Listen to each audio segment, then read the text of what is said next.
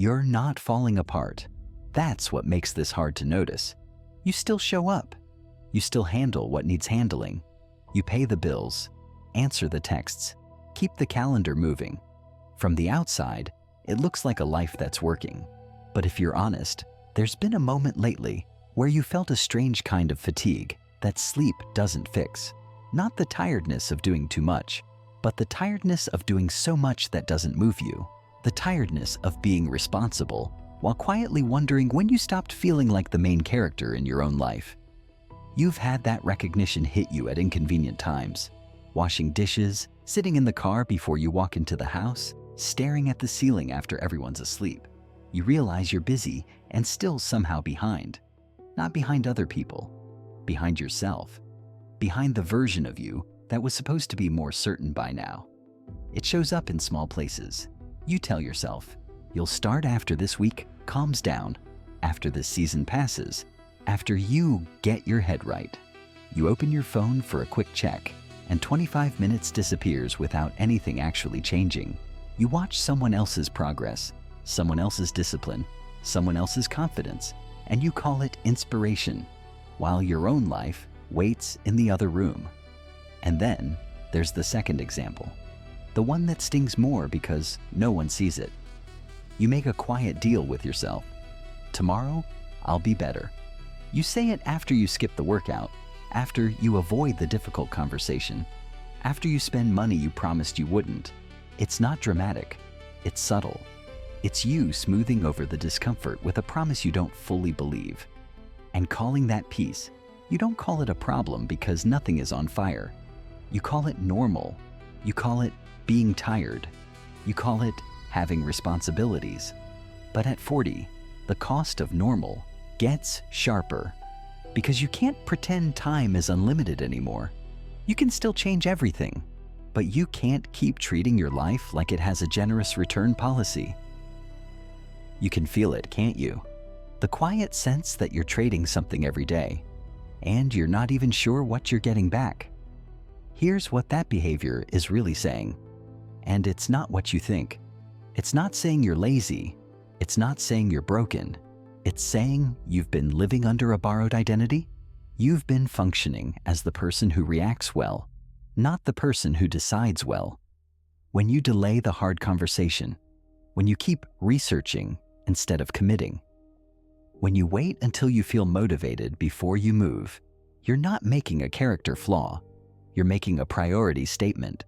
You're telling yourself quietly that comfort gets the first vote, that your future is allowed to wait until your present feels easier. And that's where the drift happens.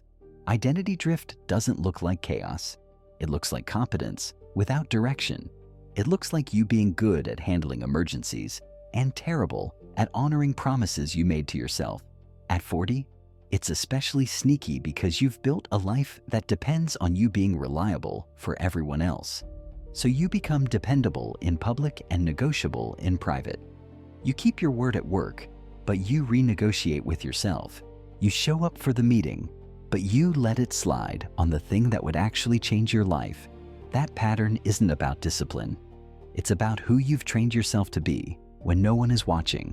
And the part most people miss is that your identity is being formed whether you mean to or not.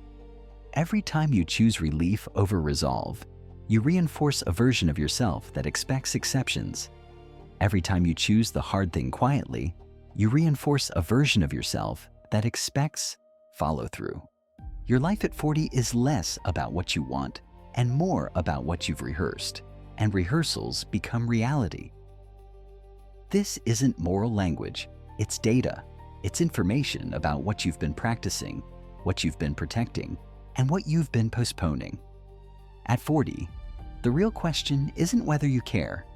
The question is whether your days show that you care. And the reason it feels normal is because it's not just you.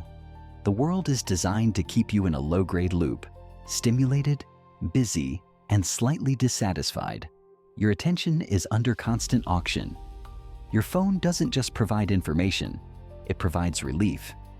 A tiny escape hatch from effort, from uncertainty, from the quiet fear that you might try and still not become who you want to be. So your brain learns a simple rule. When discomfort shows up, scroll. When boredom shows up, check something. When you feel behind, consume more. And culturally, we reward that. We call it being informed. We call it staying connected. We call it self-care, even when it's just avoidance dressed in soft language. The trap is common, but the outcome is expensive. Because every time you soothe the tension instead of facing it, you strengthen the part of you that runs. You don't just lose minutes, you lose self-trust. You teach yourself that you can't hold your own attention long enough to build anything meaningful. And technology makes it effortless. Autoplay. Infinite feeds. Notifications that mimic urgency. You can live an entire year in tiny distractions and still feel like you were busy. That's why it's a problem, because it looks like a life while it slowly deletes your momentum. There's also a quieter cultural factor that keeps this pattern alive. We've normalized almost. Almost healthy. Almost focused. Almost consistent. Almost starting. Almost finishing. It creates the illusion of progress without the discomfort of commitment. You can spend months in the energy of planning and feel productive while nothing changes. That's not because you're weak. It's because the environment profits when you stay in motion without direction. At 40, you don't need more proof that the world is distracting. You need to notice what that distraction is quietly replacing, because there's a silent trade-off you're making every day. It's not time for social media versus time for your goals. That framing is too small. The real trade is this. You're trading the life you could respect for the comfort you can access instantly.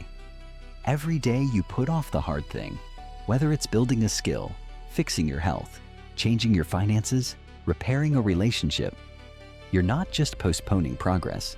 You're swapping credibility with yourself for short-term relief. You're choosing the version of you that feels safer today over the version of you that would be stronger tomorrow. And it compounds, not in dramatic ways, in quiet ones. Your standards soften. Your tolerance for delay increases. Your confidence becomes conditional. I'll feel better once things slow down. But things don't slow down. Life doesn't suddenly hand you an empty calendar and perfect energy. It just keeps moving. Project this forward 3 to 5 years. Same patterns, same coping, same I'll start soon. Now imagine the moment you realize you're 43 or 45 and the gap is wider. Not because you lack talent, but because you kept making small trades you told yourself didn't matter. The trade-off isn't failure. It's a slow resignation, and you can feel it whenever you make a promise to yourself and already know you might not keep it. And here's the hidden part of the exchange. Every trade changes what you believe you deserve. When you repeatedly choose comfort over commitment, you begin to expect less from yourself. You lower your internal standard without announcing it. You stop trusting your own deadlines, your own intentions, your own "this time will be different." That erosion doesn't just affect goals. It affects how you show up in conversations, how you lead your family, how you walk into a room. It's subtle, but it's real. At 40, the trade isn't just time, it's identity. Most people miss the real moment where change is decided. They think the problem is motivation. They think if they find the right book, the right quote, the right video, they'll finally feel ready. But it's not about getting inspired. It's about what you do when you're not. It's not about time management. It's about tension management. Because the moment you reach for distraction isn't random. It's usually right before something that would cost you something. Effort, uncertainty, humility, patience. The phone, the snack, the "I'll do it tomorrow," the extra hour of comfort. Those aren't habits by themselves. They're ways to avoid the feeling of being a beginner again, of risking disappointment, of confronting the fact that your current life might be the result of 1,000 small compromises. Most people interpret that feeling as a sign to back off. They call it burnout. They call it stress. They call it not the right season. But the feeling is often just friction, the honest sensation of growth trying to happen. If you treat friction as danger, you'll always run back to what's familiar. If you treat friction as information, you'll stop asking, "How do I feel?" and start asking, "What am I choosing?" That's the moment most people miss. Change isn't decided by a plan. It's decided by what you do at the exact point you want to escape. And the insight gets even simpler. The real enemy isn't the distraction, it's the interpretation. The moment discomfort shows up, you decide what it means. Most people decide it means I should stop. But discomfort can also mean I'm at the edge of my old identity.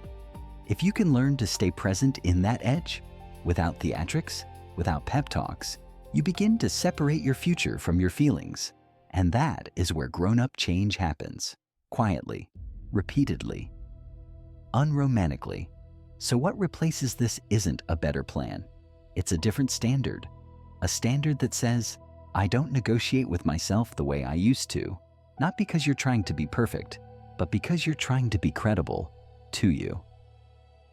You don't need grand transformations. You need reliability. You need to become someone you can predict. A different standard sounds like this. When I say I'm going to do something, I do it. When discomfort shows up, I don't automatically seek relief. When I'm tired, I rest on purpose. I don't disappear into avoidance and call it rest. When my attention gets pulled, I bring it back without drama. Under this standard, life starts to feel quieter, not easier, but cleaner. You stop living in constant self-explanation. You stop needing a new reason every week.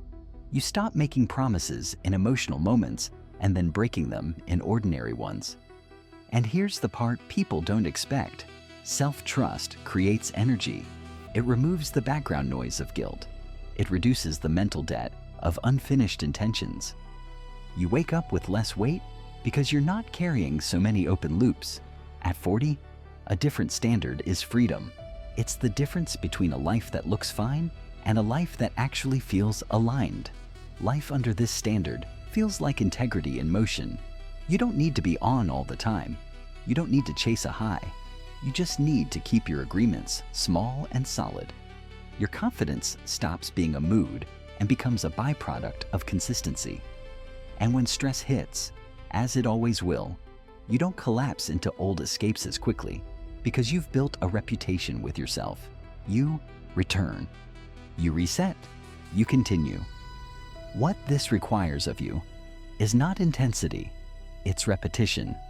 It requires you to tolerate boredom without reaching for relief, to keep your word in small ways when no one applauds, to feel the urge to delay and still move forward anyway, quietly, without making it a personality trait.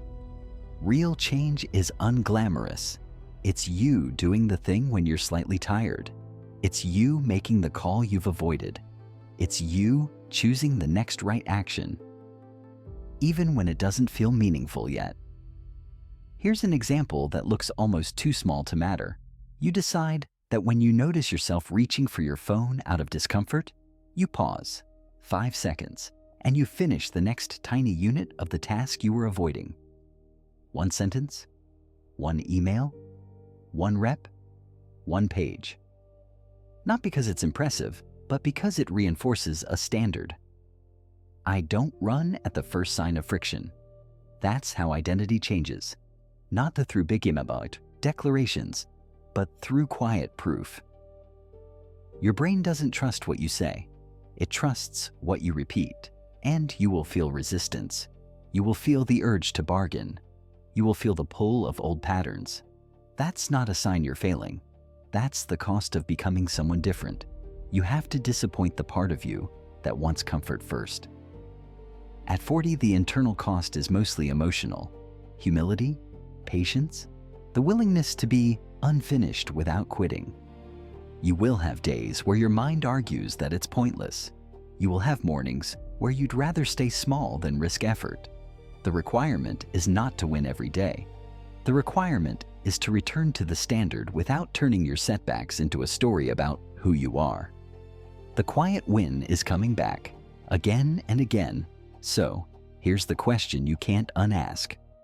When you think about who you're becoming and the standards you're living by, are you building a life that proves you can trust yourself